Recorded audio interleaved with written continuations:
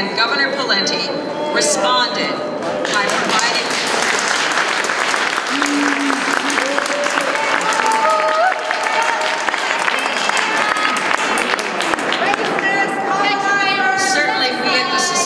appreciate multiple perspectives, and we know that there are many views on the past, but shouting at each other hardly seems the way to advance our understanding. After the amendment passed, and our legislatures and the governor had heard the voices of the state's people, the legislature and Governor Pawlenty responded by providing a significant appropriation to support history programs and activities at the society and across the state. Came here explicitly to support the Dakota people that are trying to tell the truth about the true history of the state of Minnesota.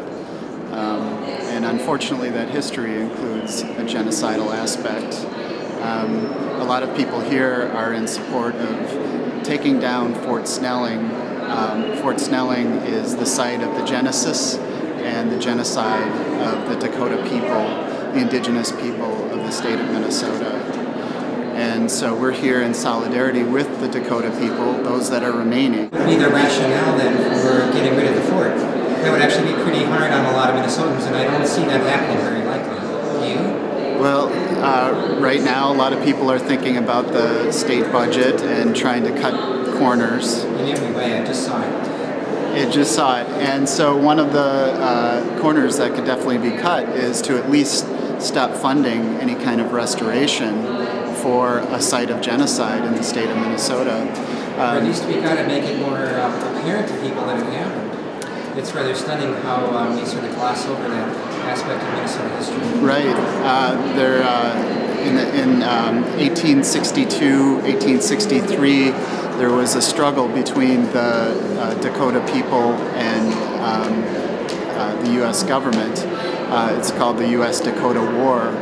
And at the end of that war, it did not end well for the Dakota people, and many of them got forced marched a long distance through the state of Minnesota and ended up at Fort Snelling, and they lived for a while in a concentration. Their numbers there, I can only imagine that they went down frighteningly. Well, during the winter of 1862 and 1863, when they were housed at Fort Snelling, it was a very bitter winter, and a lot of people died during that time. With the idea to preserve our history and also to pass that on to our school children. And I've seen a few school children here today, and that's great to see.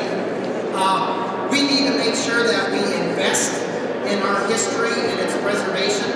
Well, today is the Minnesota Historical Society's day at the Capitol. This is their opportunity to ask for funding from the Minnesota State Legislature for their history projects. And my name is Waziatui. I'm a Dakota person from the Pejihu-Dazizi Kapimokoche community, which is known in English as the Upper Sioux Reservation in southwestern Minnesota.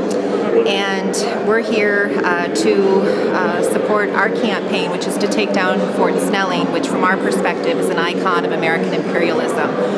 It's a site of Dakota genocide, and the Minnesota Historical Society has consistently refused to tell the truth about that history. So if you visit... I've been there, and I don't see you there. I haven't been invited to speak the truth about what happens at Fort Snelling, or at the historic site. At the site, if you visit it today, you will have an opportunity to have tea with Mrs. Snelling or see what pioneer life was like in the 1820s, but they refrain from telling the truth about the genocide, the ethnic cleansing, the fact that there was a concentration camp there, the fact that 2 of our Dakota leaders, Medicine Bottle and Shakpe, were hanged at Fort Snelling. What happened to your numbers when you were held at the fort? Right. During the winter of 1862 and 63, Dakota people were imprisoned in the concentration camp site below where the historic fort sits today. Cannons from the fort were actually aimed at that concentration camp site. No, it's not. Right now, when you go there, they don't talk about that history. You can go to the state park down below that is under the jurisdiction of the DNR, and they tell the truth. They interpret that site. They talk about it as a concentration camp site and talk about the tragedy of what happened there. But the Historical Society, even though it's a historical society, refrains from speaking the truth about that event.